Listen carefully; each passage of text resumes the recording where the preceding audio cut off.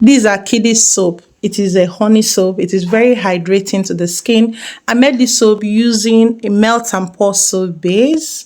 So if you want to see how I made this very beautiful kiddies inspired soap, you have to stay to the end of this video so that you can see how I went about it. And yes, the soap has shimmers in it. It's just to be able to make it to be attractive.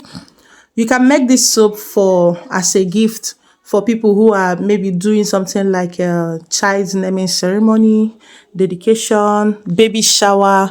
You can even gift it out to your teachers. It's just kids friendly. In fact, to tell you the honest truth, there is no child that you give this soap to use for bathing that wouldn't want to bathe 3 times a day. It is very attractive. I don't know for others though, but for my kids, it is very attractive. You can also use it for newborns too. They would just love it. My baby said, "Mommy, is it gummy bear?" I said, "Yes, it's gummy bear soap and it is not edible." Soaps are not edible. Make sure you tell your wards or your kids that soaps are not edible. If you want to package it as a gift item, always write on the body, "Not edible." Please, this will help parents to know how to actually warn their kids about the soap after making it. It looks very beautiful and enticing. So first of all, I'm using a shea butter soap base. You can use any type of soap base, be it the transparent type, any color at all. But I'm using the one that is a little bit tinted in color so that it can go with what I want. So after cutting it into smaller chunks, just place it on heat or your double boiler for it to melt. Once it is melted, now focus on your additives. I'm using only honey. Only honey, pure original honey.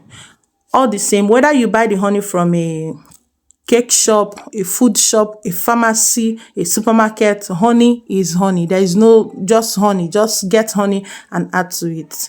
Any little quantity, something like 100 ml to 125 ml is okay. Don't add it in excess. If you add it in excess, it will affect your melt and pour soap. It will even help with the lathering of the soap.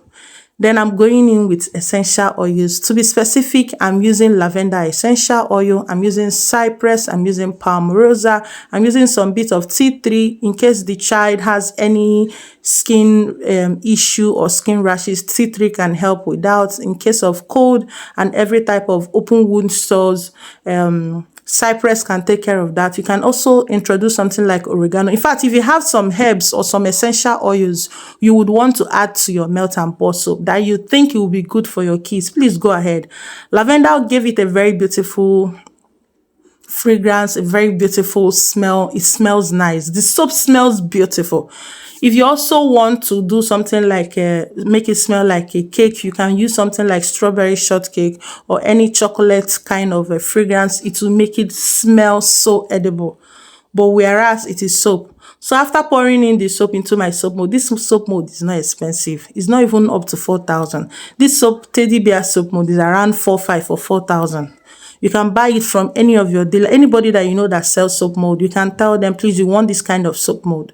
Now, to make it look very beautiful, to make it very attractive to the kids and the children who will be using this, I'm going in with some shimmers. I'm using golden shimmers for myself. Please, it is not a must for you to do this step. This is just to add some aesthetics to the soap. So you can actually add the shimmers to the soap batter, mix it very well before you pour into your mold. I just remembered it late. That's why I'm sprinkling it on the soap in the soap mold, and then I'm trying to use my spatula to make sure that everything is well mixed. Once you are done, allow it, keep it in a cool place for it to get hardened. You can also place in your refrigerator so that within the next 10 to 20 minutes, your soap should be hard. You bring it out. Note that immediately you finish, you bring out your soap from the mold, you should try to use your cling film or a nylon to wrap it immediately. Note that these are glycerin soap. You just don't leave them naked until you are ready to use it. And then you can package and gift it out. Stay tuned on this my page here. I will be showing you different ways you can present your soaps as gift and souvenir. So you know how to make soap. You don't know that you can actually turn it into a gifting brand? You can make your soap in a very beautiful and appealing way and use it as a gifting brand.